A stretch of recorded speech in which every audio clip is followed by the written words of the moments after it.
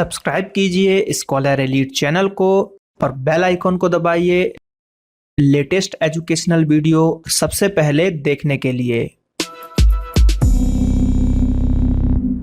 Update और है यहाँ पर हम लोगों के द्वारा जो है हमारी टीम के द्वारा टेस्ट सीरीज को लॉन्च किया जा रहा है। लॉन्चिंग ऑन मंडे यानी कि 21/5/2018 को टेस्ट सीरीज लॉन्च हो रही है। इसमें आपको क्या क्या मिलेगा एक बार मैं बता देता हूँ। यहाँ पर देखिए ये फ्री ऑफ कॉस्ट आपको दिया जाएगा क्योंकि हमारे 3 लाख सब्सक्राइबर हो गए हैं। तो यहाँ पर ये चीज जो मिलेगा आपको करंट अफेयर्स का पैकेज पूरा फ्री ऑफ कॉस्ट मिलेगा। करंट अफेयर के टेस्ट, प्रैक्टिस सेट और 10 सेक्शनल टेस्ट जो है ये आपको फ्री मिलेंगे और डिटेल सॉल्यूशन वगैरह भी आपको फ्री मिलेगा। बात करते हैं रेलवे एएलपी टेस्ट की, तो देखिए ये प्राइस बहुत कम रखा गया है, 99 रुपए इसका प्राइस रखा गया है, जो कि फुल लेंथ टेस्ट होगा। इसमें 20 टेस्ट मिलेंगे प्रैक्टिस सेट और 10 जो है सेक्शनल टेस्ट मिलेंगे और डिटेल सॉल्यूशन मिलेगा।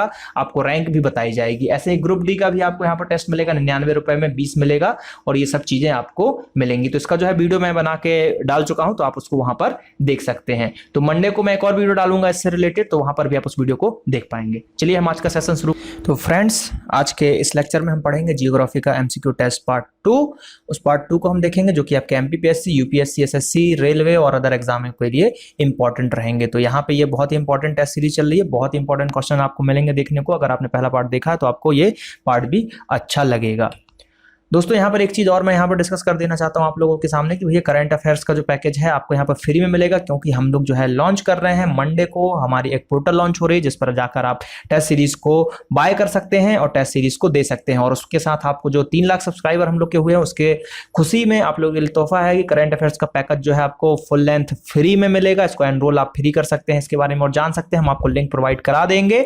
मंडे को ये लॉन्च हो रहा है तो मंडे को एक और वीडियो आपको मिल जाएगा इससे रिलेटेड। एएलपी का टेस्ट सीरीज 99 में खरीद सकते हैं, आपको 20 फुल लेंथ टेस्ट मिलेंगे। एक टेस्ट लगभग 5 रुपए का आपको पड़ेगा। बिग डिस्काउंट आप लोगों के लिए दिया गया है। ग्रुप डी का भी यही है, आपका 99 रुपए में ही आपको टेस्ट मिलेगा, 20 फुल लेंथ टेस्ट मिलेगा, 10 सेक्शनल टेस्ट मिलेंगे और सभी चीजें यहां पर आपको मिल जाएंगी।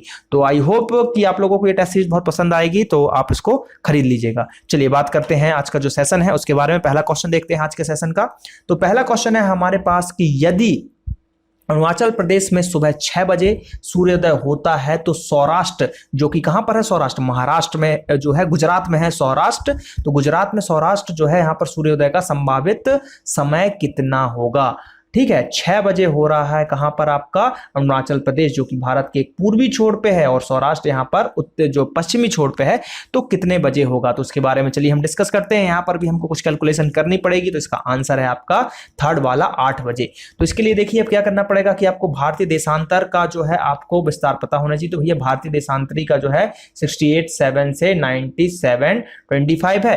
अब देखिए अरुणाचल प्रदेश भारत के सबसे पूर्वी क्षेत्र में है और सौराष्ट्र जो है गुजरात में स्थित पश्चिमी क्षेत्र में। अतः इन दोनों के बीच की अगर हम बात करें तो इन दोनों के बीच में जो है 29 पॉइंट इतना का जो है गैप यहां पर मिलेगा। ठीक है, तो ये गैप इतने का मिलेगा। तो अब क्या होगा कि जब इसको आपने माना इतना और 4 मिनट से आप लगभग 29 को ले लो और 4 से आप अगर इसको इंटू कर देते हो तो लगभग जो है, या फिर अगर 30 ही मान लो, सीधे सीधे 30 मान लो, पॉइंट जो 18 है इसको पूरा करके 30 मान लो, 4 से इंटू करोगे 120 आएगा, यानी कि लगभग 2 घंटे आगे है। तो वही आपका 8 बजे वहां पर प्रातः होगा। तो इस तरीके से कैलकुलेशन कर सकते हैं। मैंने पिछले पार्ट में बताया था कि आपको बस ये याद रखना है कि 1 डिग्री बराबर 4 मिनट या फिर 4 मिनट बराबर 1 डिग्री। इससे बहुत सारे आपके जियोग्राफी के क्वेश्चन सॉल्व होंगे आने वाले एग्जाम में। यूपीएससी, एमपीपीएससी दोगे तो उसमें इस टाइप के क्वेश्चन आपको जरूर देखने को मिलेंगे। बात करते हैं सेकंड नंबर के क्वेश्चन की। तो सेकंड नंबर का क्वेश्चन है कि भैया कर्क रेखा निम्न में से किस राज्य से होकर गुजरती है। जो कर्क रेखा है इनमें से कहां से होकर गुजरती है। जम्मू कश्मीर से नहीं गुजरती, बिहार से गुजरती है क्या, नहीं बिहार से भी नहीं गुजरती, हिमाचल प्रदेश से गुजरती है क्या, वहां से भी नहीं गुजरती, गुजरती है झारखंड से। तो इसका आंसर देखते हैं। देखिए झारखंड से गुजरती है, गुजरात, राजस्थान, मध्य प्रदेश, छत्तीसगढ़, झारखंड, पश्चिम बंगाल, त्रिपुरा और मिजोरम। इसकी एक ट्रिक है वो मैं आपको बता देता हूं, गमछा झाड़, ठीक है, मित्रों पर।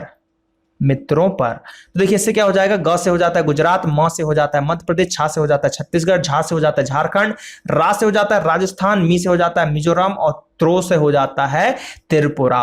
तो ये चीज आपको पूरे 6 जो है, पूरे 8 राज्य जो है उनको नाम आपको याद हो जाएगा। तो ट्रिक याद रखिएगा, गमछा झाड़ मित्रों पर, बहुत ही स्पेशल ट्रिक है। चलिए बात करते हैं अगले प्रश्न की। तो अगला प्रश्न है यहां पर कि कर्क रेखा भारत के मध्य भाग से होकर गुजरती है जिसके फलस्वरूप क्या होता है? देश के दक्षिणी आधे भाग में उष्णकटिबंधीय जलवायु पाई जाएगी, या देश के उत्तरी आधे भाग में समशीतोष्ण पाई जाएगी, देश के दक्षिणी आधे भाग में समशीतोष्ण पाई जाएगी, और देश के उत्तरी आधे भाग में उष्णकटिबंधीय पाई जाएगी। आखिर होगा क्या? तो होगा ऐसा कि यहां पर जो देश है हमारा, तो उसके दक्षिणी जो भाग होगा, ठीक है, दक्षिणी भाग के आधे में उष्णकटिबंधीय जलवायु पाई जाती है। इसी कारण से, क्योंकि कर्क रेखा जो है जो हमारे भारत के बीचों बीच से जाती है, तो उसके दक्षिणी भाग में यहां पर उष्णकटिबंधीय जलवायु देखने को हमको मिलेगी। तो आंसर हो जाएगा फर्स्ट वाला। बात करते हैं अगले क्वेश्चन की। तो अगला क्वेश्चन है, कर्क रेखा ट्रॉपिक ऑफ कैंसर जो है किस शहर के पास से होकर गुजरती है ना? किस शहर के सबसे यहां पर नजदीक की बात की जा रही है? तो देखिए, चेन्नई, कोलकाता, या फिर श्रीनगर, या फिर भोपाल। तो आपको एक चीज पता होना चाहिए कि भाई कर्क रेखा 8 राज्यों से होकर गुजरती है। पश्चिम बंगाल से होकर गुजरती है क्या? श्रीनगर से होकर गुजरती है क्या? या चेन्नई से होकर गुजरती है क्या? ये चीज अगर आपको पता है तो आप इसको कर लोगे, तो अदरवाइज नहीं सॉल्व कर पाओगे। तो इसका आंसर होगा आपका भोपाल, क्योंकि मैंने आपको बताया है जो कर्क रेखा है एक तो सबसे पहले एमपी से होकर गुजरती है, तो भोपाल के वो बहुत ही करीब ही होगी। ये चीज आपको यहां पर जो है क्या बोलते हैं, मानना पड़ेगा, है ना, इस चीज के बारे में। तो देखिए इसको हम कैसे देखते हैं। कर्क रेखा है इतने उत्तरी अक्षांश है जो कि भारत के लगभग 20 से होकर गुजरती है। उपयुक्त भारतीय नगरों की अक्षांशीय स्थिति बताएं। तो देखिए ये कितना है भैया, आपका 13 उत्तरी अक्षांश के पास है। फिर पश्चिम बंगाल जो है 22 के पास है, और मध्य प्रदेश जो है 23-16 एकदम करीब से है ना। ये कितना है, 23 हाफ है, ये आपका 23 हाफ है ना। और अगर इसको आप बात करोगे, इसको मिनट में चेंज करते हो 60 से इनटू करके, तो 23 और 30 आएगा, है ना, 23-30 आएगा। और यहां पर अगर हम बात करें तो जो हमारा मध्य प्रदेश भोपाल है वो कितना है, 23-16 है। तो ये बहुत ही करीब है, इसलिए जो इसका आंसर जाता है भोपाल ही जाता है। ऐसे भी आप सोच सकते थे कि एमपी से होकर गुजरती है, तो बनी सी बात है भोपाल के पास से ही जाएगी। तो इस तरीके से भी आप यहां पर जो है सोच सकते थे, अपने माइंड को दौड़ा सकते थे। चलिए बात करते हैं अगले क्वेश्चन की। भारत का दक्षिणतम बिंदु कहां पर है या कौन सा है? ये हो गया हमारा इंडिया, ठीक। थोड़ा सा देखिए, मेरी ड्राइंग उतनी अच्छी नहीं है, लेकिन मैं हाफ मैप आपको इंडिया का बनाना बताऊं तो हाफ मैप इस टाइप से आप इसको बना सकते हैं। बहुत ही हाफ मैप बनाना आप अगर सीख गए तो बहुत ही आपको आसानी जाएगी एग्जाम में करने में। तो देखिए हाफ मैप हमने बनाया। अब इसमें पूछा दक्षिणतम बिंदु कहां पर है। तो दक्षिणतम बिंदु जो है वो है इंदिरा पॉइंट। सबसे पहले तो है इंदिरा पॉइंट। तो दक्षिणतम बिंदु जब भी आपसे पूछे तो आपको याद रखना है इंदिरा पॉइंट।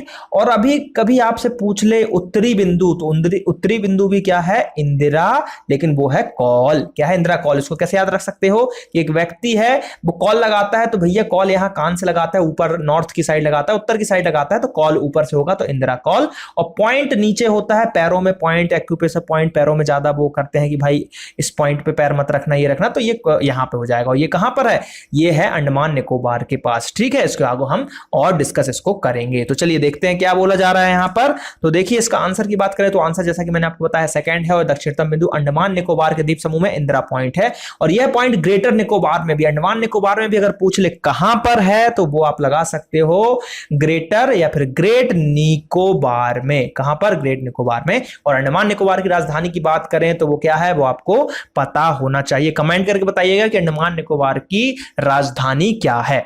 अगला क्वेश्चन देखते हैं। अगला क्वेश्चन है हमारे पास कि भारत जो है मुख्य भूमि का दक्षिणतम नोक है। अब भारत की यहां पर एक चीज ऐड कर दिया गया, मुख्य भूमि का। तो मुख्य भूमि यानी कि जो हमारी ये स्थल सीमा की बात की जा रही है। अंडमान निकोबार द्वीप समूह है, इसकी बात नहीं की जा रही, लक्षद्वीप द्वीप समूह की बात नहीं की जा रही। तो दक्षिणतम की बात करें तो वो है यहां पर, देखिए ऑप्शन है केप कैमोरीन है, जो है कैलीमेरे है, निकोबार आइसलैंड इंदिरा बिंदु है, तो ये तो होगा ही नहीं। त्रिवेंद्र में जो कोवलम है, तो इसका जो आंसर है वो आंसर है यहां पर फर्स्ट वाला कैप कैमोरीन है आंसर। क्या है, कैप कैमोरीन। तो देखिए भारतीय मुख्य भूमि का दक्षिणतम छोर जो है कैप कैमोरीन कन्याकुमारी तमिलनाडु में है। जबकि भारत संघ का दक्षिणतम बिंदु की बात करें, पूरा भारत संघ जिसमें द्वीप समूह भी आ जाएंगे, केंद्र शासित प्रदेश जो है वो भी, तो उसमें बात करें तो वो इंदिरा पॉइंट होगा जो कि ग्रेटर निकोबार में है। तो वही चीज है यहां पर भी, जो हमने देशांतर और अक्षांशीय विस्तार देखा था। तो मुख्य भूमि की अगर बात की जाएगी तो कुछ और आंसर होगा, और द्वीप समूह के साथ अगर बात की जाएगी तो कुछ और आंसर होगा यहां पर। तो आई होप कि ये चीज आपको क्लियर हो गई होगी। चलिए बात करते हैं अगले क्वेश्चन की। तो अगला क्वेश्चन है हमारे पास कि भैया विश्व की कुल जनसंख्या का कितने प्रतिशत भारत में है। विश्व की कुल जनसंख्या का कितने प्रतिशत भारत में है? तो भारत में अगर हम बात करें, देखिए ऑप्शन है हमारे पास 22, 18 या फिर 17.49 यानी कि 17.5 लगभग, या फिर 20%। तो आंसर जो है इसका है, आंसर आपका लगभग 17.5%। जो 2011 की जनगणना हुई थी उसके अनुसार हमारे भारत देश की जनसंख्या इतनी थी, अभी और इससे ज्यादा हो गई होगी। तो ये कुल लगभग जो है आपका 17.5% आएगा। तो आई होप कि ये क्वेश्चन आपको क्लियर हो गया होगा। अगला क्वेश्चन देखते हैं, ये भी एक अच्छा क्वेश्चन है कि पाकिस्तान से लगी सीमा वाले भारतीय राज्य कौन कौन से हैं? तो बहुत ही सिंपल सा क्वेश्चन है। तो देखिए अपन चेक करते हैं, गुजरात, जी हाँ सही है। हिमाचल प्रदेश क्या पाकिस्तान से लगा हुआ है? ये आपको बताना है। तो ये मेरे हिसाब से तो नहीं है। हरियाणा है क्या? नहीं है। जम्मू कश्मीर है क्या? हाँ है, लेकिन पूरे नहीं लगे हैं, तो ये भी गलत। गुजरात है, जम्मू कश्मीर है, पंजाब है क्या, राजस्थान है क्या जो कि पाकिस्तान से लगा हुआ है। अब एक चीज और यहां पर बात करते हैं, अगला कि जम्मू कश्मीर है क्या, हरियाणा है क्या, राजस्थान है क्या, पंजाब है क्या, या फिर जम्मू कश्मीर, हिमाचल प्रदेश, पंजाब, राजस्थान। तो इसमें आपको बस मैपिंग याद होनी चाहिए कि भैया ये हमारा भारत है, पाकिस्तान यहां पर है, तो कौन कौन से राज्य जुड़ सकते हैं। देखिए जम्मू कश्मीर तो आपको पता है हमेशा पाकिस्तान से लड़ाई चलती ही रहती है, पंजाब तो वहीं पे था, राजस्थान से भी जुड़े ही रहते हैं। तो इसका आंसर आखिर होना क्या चाहिए? तो आंसर की अगर हम बात करें तो यहां पर आंसर है सेकंड वाला। क्यों? क्योंकि यहां पर अगर देखिए फोर्थ और सेकंड में आपको सबसे ज्यादा जो है कंफ्यूजन होने वाली है। तो फोर्थ में बस एक चीज है, यहां पर जो हिमाचल प्रदेश नहीं है इसलिए इसके कारण नहीं है, और इसमें देखिए गुजरात है, जम्मू कश्मीर, पंजाब, राजस्थान सभी जो है पाकिस्तान से सीमा बनाते हैं। तो बस यही डिफरेंस है जिसमें आप कंफ्यूज हो गए। सेकंड और फोर्थ वाले में हिमाचल प्रदेश की स्थिति आपको अगर क्लियर नहीं है तो। बात करते हैं अगले क्वेश्चन की। अगला क्वेश्चन है कि ये भारत पाकिस्तान के बीच की सीमा का निर्धारण किसने किया था? तो भारत और पाकिस्तान के बीच सबसे पहले तो आपको रेखा याद होनी चाहिए, कौन सी है? रेड क्लिफ रेखा है भारत और पाकिस्तान के बीच में। तो जैसे ही आप वो देखोगे तो आपको सीधे आंसर लगाना है जो है रेड क्लिफ जी के कार्यकाल में ही, और उन्हीं के द्वारा जो है ये उन्हीं के नाम पे रेखा रखी गई थी। तो देखिए आंसर है यहां पर क्या, हाँ एक चीज और यहां पर आपको क्लियर होनी चाहिए कि सिर्फ रेड क्लिफ को देखकर आप नहीं लगा सकते, पूरा नाम भी उनका पता होना चाहिए। कैरोल जो है रेड क्लिफ यहां पर पूरा नाम है उनका। जो मिस्टेक अभी मैंने करी वो मिस्टेक नहीं करना है, सिर्फ मैंने रेड क्लिफ को देखा और आंसर लगाया, तो ये एग्जाम में गलती होती है। देखिए मेरे से भी गलती होती है, इंसान से ही गलती होती है, आपसे भी गलती हो सकती है, यही सिली मिस्टेक होता है। अगर देखिए ओएमआर सीट आप भर रहे होगे तो फिर एक बार भर गया तो गलत, लेकिन ऑनलाइन में एक सहूलियत है कि अगर आपको बाद में याद आ गया रीचेक करने में तो आप आंसर चेंज कर सकते हो। तो जो आंसर है, आंसर क्या है भैया यहाँ पर? सर कॉरल रेड क्लिफ है, स्टेफोर्ड रेड क्लिफ नहीं है। तो देखिए भैया भारत और पाकिस्तान के बीच सीमा निर्धारण करने के लिए कॉरल रेड क्लिफ की अध्यक्षता में एक आयोग जो है बनाया गया था, और इस आयोग द्वारा भारत एवं पाकिस्तान के बीच सीमा का निर्धारण किया गया था। ठीक है, चलिए अगला है कि भारत और चीन के बीच में कौन सी रेखा है? तो भैया देखिए मैं बता देता हूं, जो डूरंड रेखा है वो किसके बीच में है? वो है पाकिस्तान और आपके पास अफगानिस्तान के बीच में है। रेड क्लिफ क्या हो गया भैया? पाकिस्तान वर्सेस इंडिया, ठीक, IND इंडिया के बीच में है। लाल रेखा जो है ऐसा कुछ है नहीं।